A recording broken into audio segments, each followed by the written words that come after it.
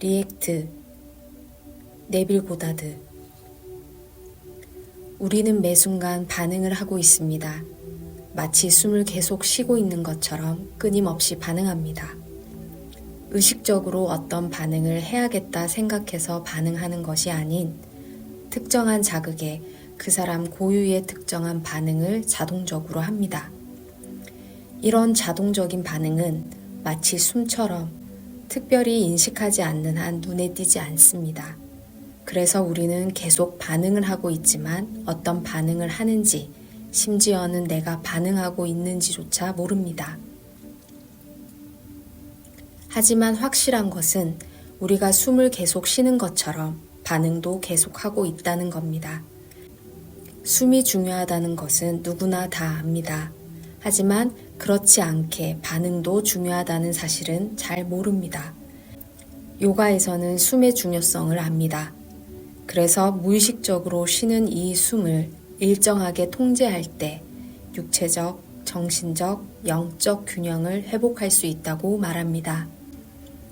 그것과 비슷하게 네빌 고다드는 우리가 무의식적으로 하는 반응들을 통제하기 시작할 때 우리 삶과 환경을 더 나아가 우리의 운명을 통제할 수 있다고 말합니다. 출근하니 직장 상사는 나에게 괜히 시비를 겁니다. 신경 쓰고 싶지 않은데 계속 나에게 말을 걸면서 나의 신경을 건드립니다. 내가 하는 일, 모든 것에 꼬투리를 잡아 비난합니다. 이래도 비난, 저래도 비난, 정말 싫습니다.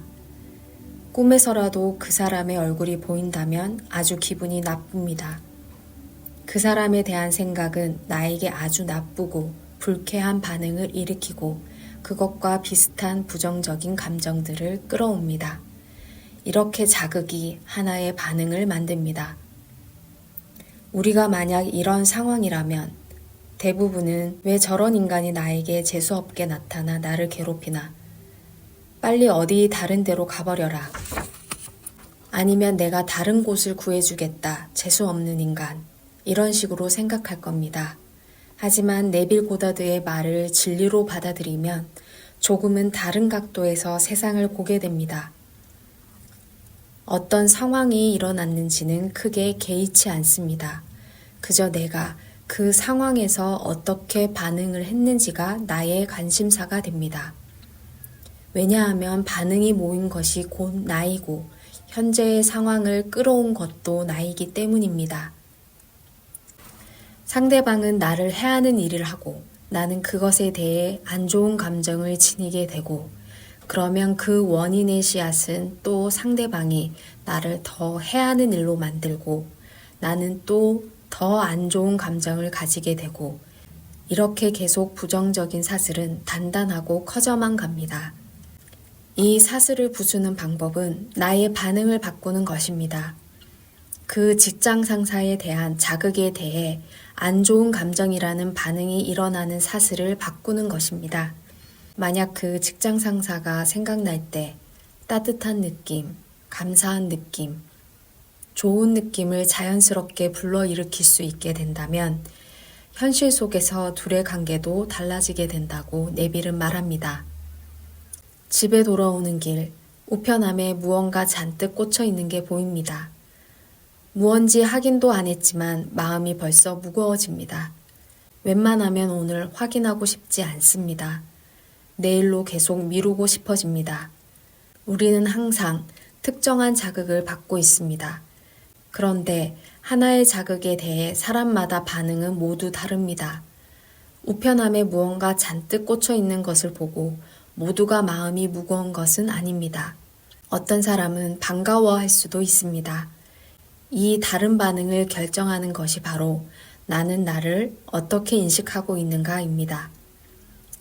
달리 말하자면 반응이 곧 내가 어떤 존재인지를 말해줍니다. 그래서 내가 나를 인식하는 것이 달라지면 나의 반응도 바뀝니다. 그렇게 마음이 무거워지는 반응을 했던 사람도 자신에 대한 믿음을 현재 자신이 가진 것에 한정하는 것이 우리입니다. 하지만 믿음은 순전히 주관적인 것입니다. 객관적인 현실에 그칠 필요는 없습니다. 우리가 나에 대한 믿음을 달래하는 순간 우리의 반응은 변화하게 됩니다. 이 책 리액트는 마가렛 브룸 여사가 네빌 고다드 초반 강의를 우연히 발견해 출간한 책으로 지금 설명한 반응을 중심으로 법칙을 설명합니다. 이 책은 특별합니다. 왜냐하면 현재 남아있는 네빌 고다드의 많은 강의들은 약속에 대한 내용이 주를 이루는 네빌 고다드 후반 강의이지만 이 책은 법칙만을 이야기하는 강의이기 때문입니다.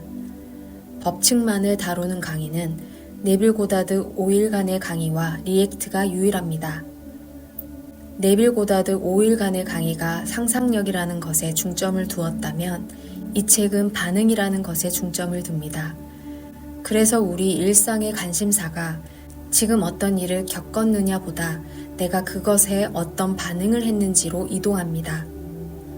반응은 우리를 꽁꽁 묶어서 옴짝달싹 못하게 하는 사슬이 될 수도 있고 아니면 나를 저 높은 곳으로 이끌어 줄 수 있는 동아줄도 될 수 있습니다.